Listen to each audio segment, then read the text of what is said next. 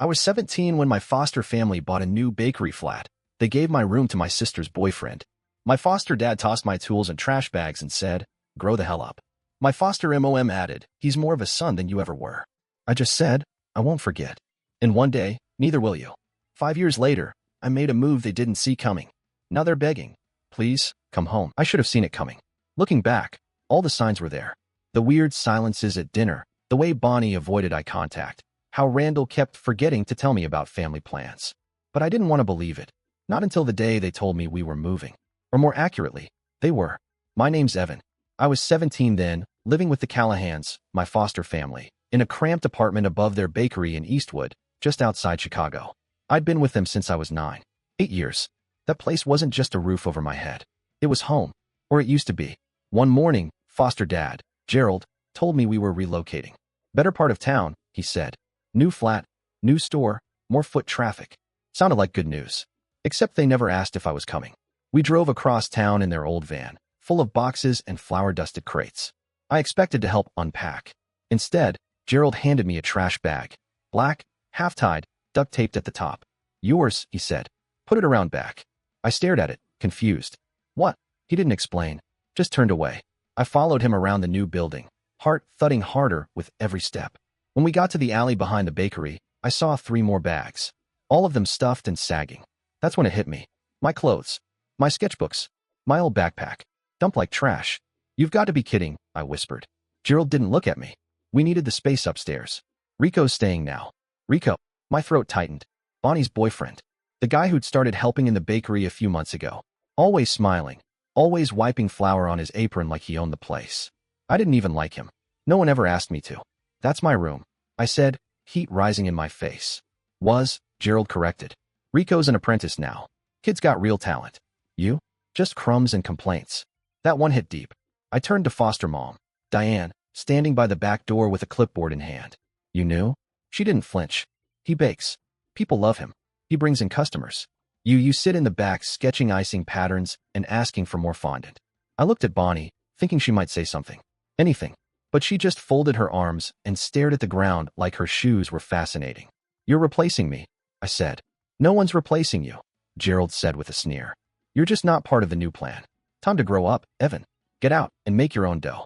He actually chuckled at that, like he'd nailed some big punchline. I stood there frozen.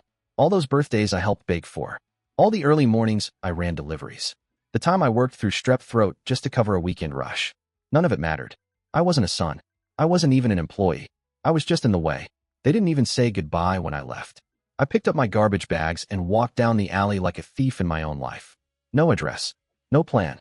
Just a long, bitter silence ringing in my ears. That was the day the Callahans stopped being my family. And the day I stopped pretending they ever were.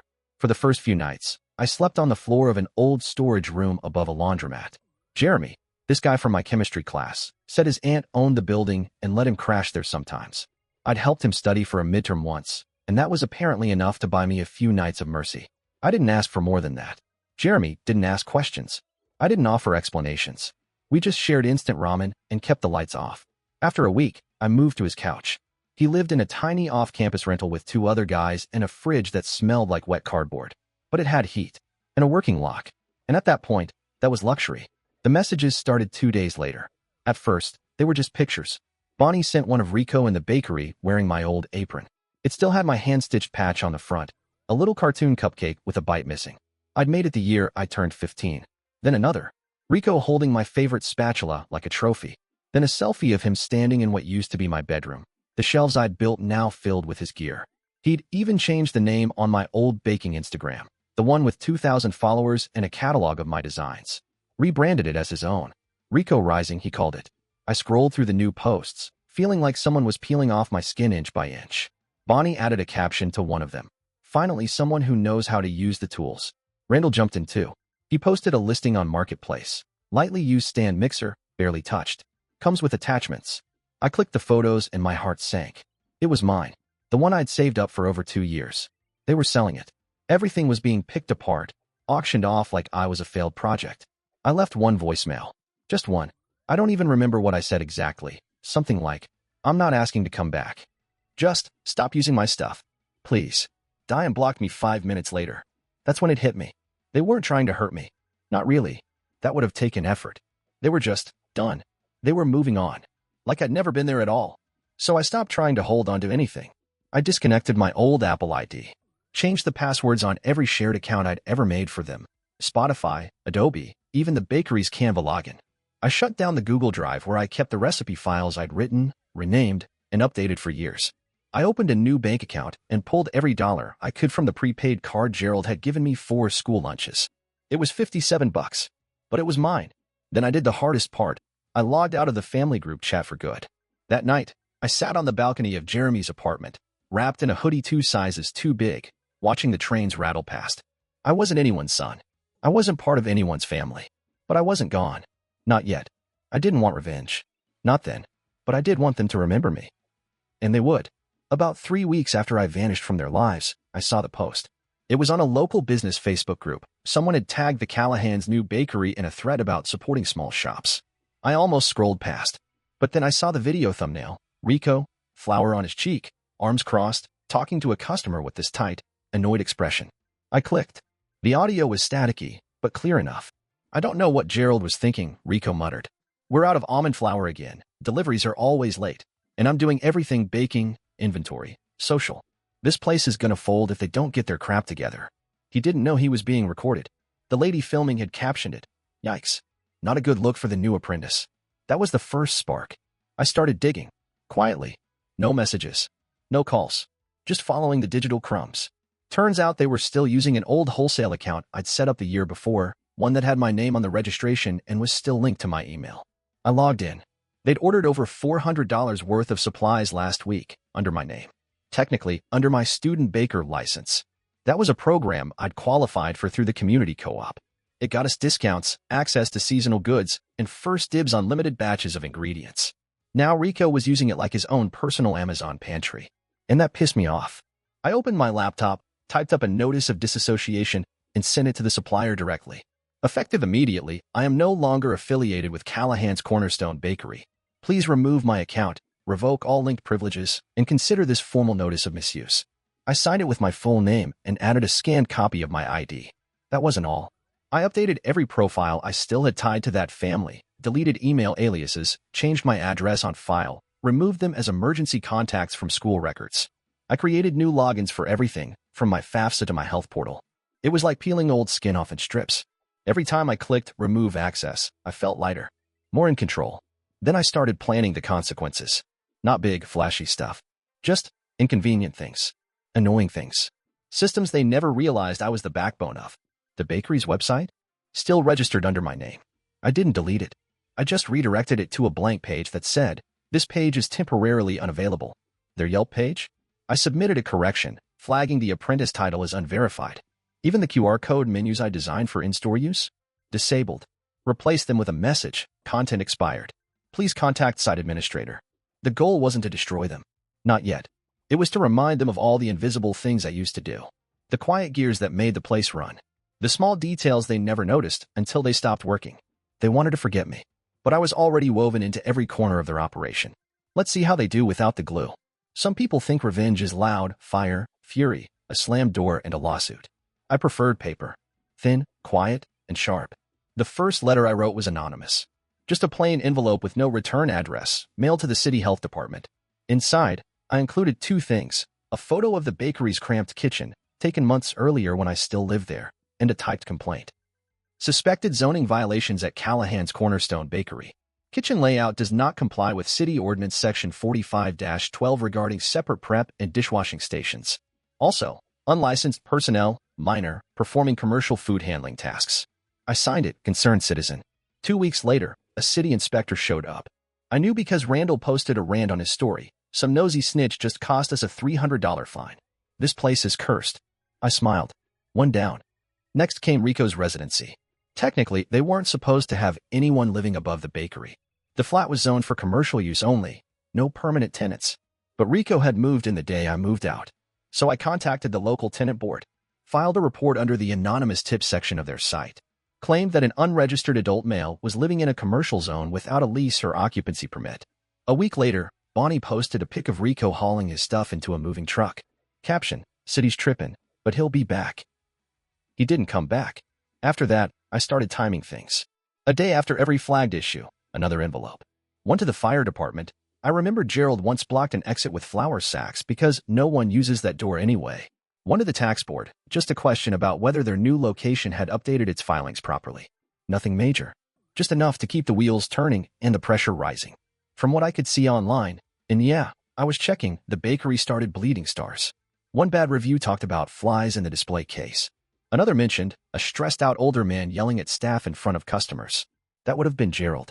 The same man who told me to get out and make your own dough. Now he was drowning in paperwork and department visits. Probably hadn't rolled a decent croissant in weeks. And me? I was watching it unfold from Jeremy's couch, drinking instant coffee and checking city records like it was morning news. It wasn't joy I felt. Not quite. But it was something like peace. Paper cuts don't look like much at first, but stack enough of them. And they bleed like hell. It started with a post. Bonnie, standing alone in front of the bakery, no caption, just a blurry photo of the help wanted sign taped to the front window. I zoomed in. The handwriting was Gerald's. Sloppy. Angry. Rico was gone. I figured it was coming. After the fines, the flagged accounts, and the anonymous inspections, it was only a matter of time before someone cracked. I just didn't think it'd be him. Rumor was, he walked out during a morning rush. Said something about not being paid for 5 weeks, and this place ain't worth my name being attached to it. A customer caught the end of the fight on their phone and posted it on TikTok. Rico's voice rang out clear. I'm not your kid. You can't order me around like him. Like me. The comment section was brutal. Next came Bonnie. She showed up back at the old Eastwood apartment, banging on the door so hard the downstairs neighbors called the landlord.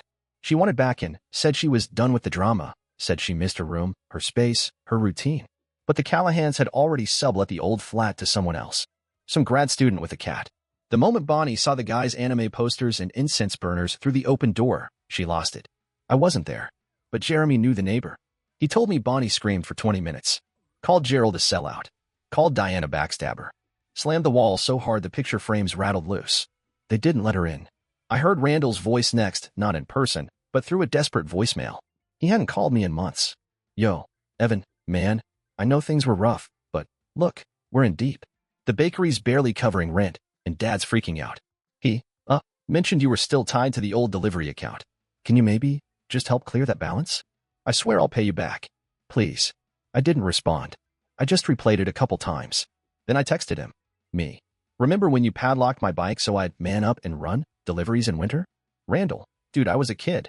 That was like years ago. Me. It was last year. Randall, come on, man. Don't do this. Me. I'm not. You did this. I blocked his number. I didn't feel satisfaction. I didn't feel guilt either. I just felt done. They were breaking apart without me. The golden apprentice? Gone. The family's glue? Evaporated. The one person who held everything together, the one they discarded like spoiled batter, had vanished, and now everything else was caving in. Gerald was burning through savings trying to fix the mess. Diane was fighting with Bonnie over who let things get this bad. Randall was scraping by, selling used tools to cover debts that shouldn't have existed in the first place. They tried to replace me. Turns out, I wasn't the extra piece. I was the damn foundation. It showed up in my inbox at 2:14 a.m. Subject, final notice, overdue balance. I almost deleted it without opening. I figured it was junk. But the name caught my eye, Everheat Utility Services. That was the provider we used at the old bakery. Correction, they used. I opened it, heart already tightening. The bill was addressed to me. Not the Callahan Bakery. Not Gerald or Diane. Me. The account was still in my name, something we set up when I was 15 because I'd managed the online statements back then. At the time, it made sense. Gerald said it helped keep things organized. I never questioned it. Now there was a balance of $982.14 past due, and it was affecting my credit. They thought I'd never notice, that I wouldn't care, that I was still the quiet kid who handled the bills and forgot to keep receipts. So I filed a formal dispute that night. I sent the utility company a notarized disconnection request, attached proof of my new address, and flagged the account as identity misuse. Then I attached a letter, just for flavor. I am no longer affiliated with the individuals using this service. All charges past July are unauthorized. If payment attempts continue under my identity, I'll escalate this to the Consumer Fraud Board. They replied within a day. The account was frozen. The charges were paused pending review. That's when Gerald called. Blocked number. Voicemail only. His voice was tight, not angry, but strained, like he was trying to keep it together. Evan, what the hell is this? You froze the gas line? You know it's winter. You could have just called us. You didn't have to escalate. This is petty, son. Really petty.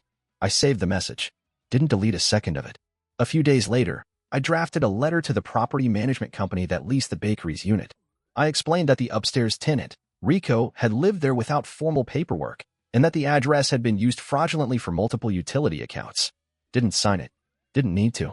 The landlord replied to the email I set up just for this. Thank you for bringing this to our attention. We'll be reviewing the lease terms with our tenant. This is a serious matter. I watched the pieces move, quiet and slow. No yelling.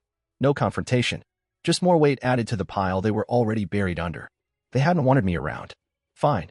But I wasn't disappearing. Not quietly. Not when they still had strings tied to my name. They could ignore my absence all they wanted. But now, they couldn't ignore the consequences. It started small.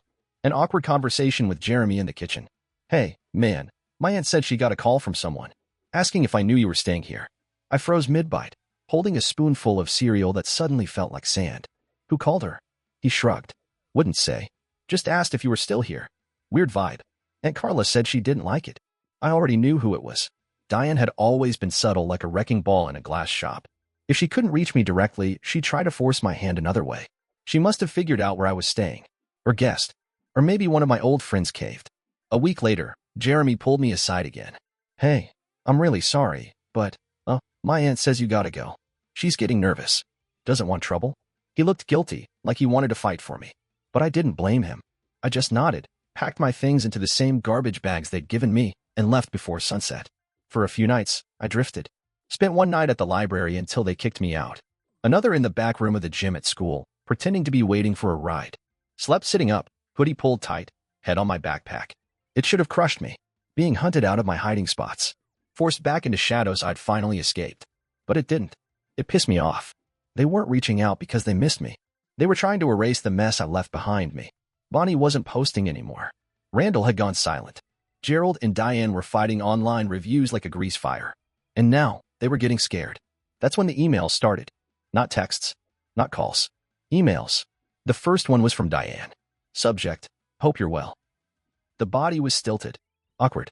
Evan, we understand there have been tensions. Gerald and I would like to speak. We feel it would benefit everyone to clear the air. Perhaps over lunch. Please let us know your availability. It felt like a trap set by someone who didn't know how to bait it. I didn't reply. A second one came a few days later. Then one from Gerald. Then Bonnie, her subject line. It's time to move on. I kept every message. Every flimsy olive branch they dangled. Because it meant one thing. They were unraveling. The bakery was failing. The fake family was crumbling. And their last shot at cleaning the slate meant pulling me back into their gravity. But I was done circling them. I'd lost my last couch. My last borrowed roof. But not my resolve. It was time. Time to end this the right way. It was a Saturday. Cold. Overcast. I'd just come back from the corner store with a bag of off-brand cereal and a bottle of orange juice. I was halfway through the front door of the apartment building I'd finally managed to get a room in when I saw them. All three of them. Gerald. Diane. Randall. Standing in the lobby like they belonged there. Like they hadn't dumped my life into trash bags just a few months ago. Gerald was in his old peacoat. Diane clutched her purse like a judge's gavel. Randall leaned against the wall, arms crossed, eyes already rolling. They turned when they saw me. Evan, Diane said, her voice sharp but trying for soft. We just want to talk. I didn't move. I just stood there, my grocery bag swinging slightly at my side. You tracked me down? Gerald stepped forward. We had to. You've made things very complicated. I made things complicated? I echoed, laughing once, bitter and low. Pretty sure that was you when you kicked me out and gave my bed to a guy with an Instagram baking page. That was a business decision, Gerald said. Of course it was, I said. And I was a business liability, right? Just crumbs and complaints. Diane flinched at her own words being thrown back at her. Look, Gerald said, glancing around the lobby like he was embarrassed to be having this conversation in public. The bakery's on the brink. We can't make the mortgage. Suppliers won't answer us. Our accounts are frozen. You still have access to some of the old systems. You can help us fix this. Randall finally spoke up. Just give them what they need and move on, dude. Don't be a jerk. I looked at him. You sold my stuff. Listed my mixer, my tools. That wasn't just a joke. That was real to me. He scoffed. Man, you're acting like we murdered someone. It was a stand mixer. Yeah, I said, stepping forward. And it was mine. You don't get to decide what mattered. Diane's face tightened. We made a mistake, Evan. But holding grudges won't solve anything. We're offering to start over. Start over. I said, eyebrows raised. Now that your golden boy's gone and the business is tanking, you want to hit reset? We took you in when no one else would, Gerald said, his voice rising. I nodded slowly. You did. And then you threw me out when someone flashier showed up. Let's not rewrite history now. The lobby was quiet, except for the hum of the vending machine and the click of someone's heels echoing from the stairwell. You owe us nothing, Diane said, her voice suddenly clipped. But we are asking. And I'm saying no, I said flatly. I'm not your savior. I'm not your safety net. And I'm not your foster son anymore. That ended when you left my life in garbage bags. Gerald stepped closer, lowering his voice. You really want to do this in public? I glanced at the security desk behind the glass. Try me, I said. Let's do it right here. I'll even play back your voicemail if anyone wants context. Randall scoffed again. You think you're so above it all now, huh? No, I said. I just know who I am. And I know I'm never crawling back to the people who broke me. I turned to leave. You walk away now, Diane called out. There's no coming back. I stopped, looked over my shoulder. I walked away the moment you picked Rico, and I let the door close behind me, leaving them standing there, in the lobby of a building they couldn't enter, in a life they didn't belong to anymore. By the time I got back upstairs, my hands were still shaking, not from fear, not from adrenaline, but from something I hadn't felt in months. Relief. I dropped the grocery bag on the counter and walked straight to the window, cracked it open just enough to hear the street below. Voices echoed from the parking lot. Distant, muffled, but familiar. They were still out there, arguing. I didn't need to listen closely to know the rhythm. Gerald's sharp barking. Diane's half-whispered scolding. Randall's frustrated stomping. The same chaos I used to tiptoe around for years. No? It was just noise in the background. I sat on the edge of my bed and pulled out my phone. Opened the messages. There it was. A text from Sadie, a friend from school who'd always stayed a little outside the fire. She'd seen the post about the bakery's shutdown and guessed I had something to do with it. She didn't ask questions. She just sent a message that made me stop cold. Sadie, did you finally get your moment? I stared at the screen for a second, then typed back. Me. Yeah. But it didn't feel like revenge. Just peace. Because it was. I wasn't dancing in victory. I wasn't smiling while they burned. I wasn't even angry anymore. I was free. No more wondering if I was replaceable. No more waiting for an apology that would never come. No more pretending that being treated like nothing was just part of the deal for being taken in. I checked my email. Diane had sent another one that morning. I hadn't read it, but now I hovered over it, just for a second. Subject line, please come home. Home. As if that place ever was. I moved the email to the trash. Didn't open it. Didn't need to. Then I shut the window. The voices outside were still going, but they were quieter now. Like the building itself knew I'd made a choice. And I had. I wasn't a son. I wasn't a backup. I wasn't a ghost. I was Evan. And I had finally walked away. Not as a victim, not as a villain. Just someone who chose peace over ever being anyone's second option again.